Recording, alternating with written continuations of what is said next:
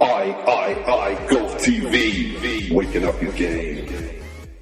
Dave Marsh, iGolftv, back once again. Now continuing the sequence of videos where we're building the backswing, and now we're going to start to move into the downswing. Let's just recap on what we've done. We worked on the posture, getting into a really strong posture position. Now you're going to find out why we've got this really strong posture position in this video. But first of all, we got that really strong posture position. Then we worked on this first position, getting the club back so it's parallel to the feet.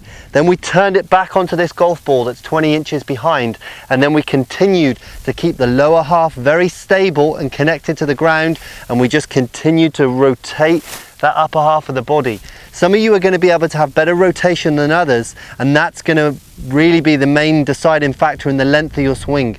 I would always rather see a swing that was shorter and that was using the body than basically getting to a point here and beginning to cheat and starting to use the arms and the elbows and the wrists and all this kind of idea. We don't want that. This is a body swing that I'm teaching you, a body swing that's going to prove to be very, very consistent. So once we've got to the top of the golf swing and we've got the club on a really good plane, now we want to start that all-important move downwards. Now the downward move really is initiated by the legs. Now this is a message that I've really been putting out there for the last few years, but still I see players want to start the swing with the upper half of the body. It isn't that way. Watch almost every guy on the PGA Tour.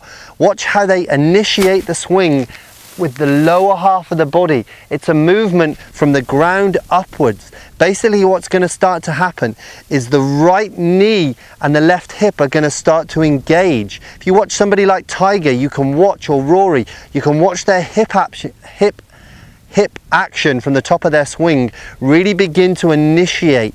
That then allows the upper half of the body to follow the lower half of the body and drops the club back in plane. So this plane of swing is what we build on the way back, and we're trying to match up these lines on the way down. Straight lines are so important in this golf swing. So let's take you up to the top of the swing.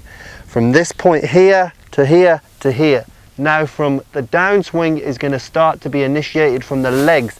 As we drive forward, the club has got a chance to drop in almost back onto this same line that we rehearsed. This is why hitting these lines early on in your swing is going to give you a much better opportunity to hit them again later on in the sequence. So that's the move that I want you to think about today.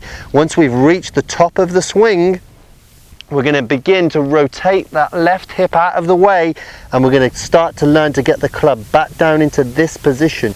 You can see on that camera angle there how those lines are very similar. From here then, we've got a great opportunity to be able to square that club face up to the golf ball without using timing. Timing is something that we really want to take out of our golf swing.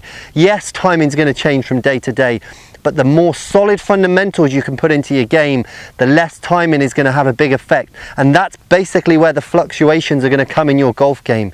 Your golf game now is probably based too much on that, and we want to change it and begin to use the big muscles. Now you're watching iGolftv, where we're waking up your game.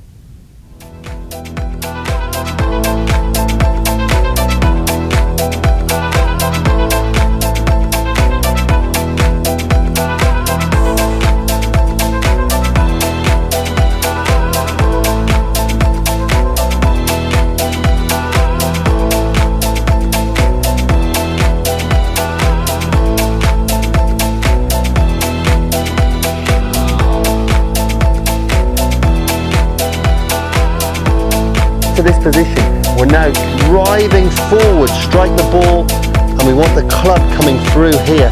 Now what's very interesting, this is the only point really in the golf swing where both arms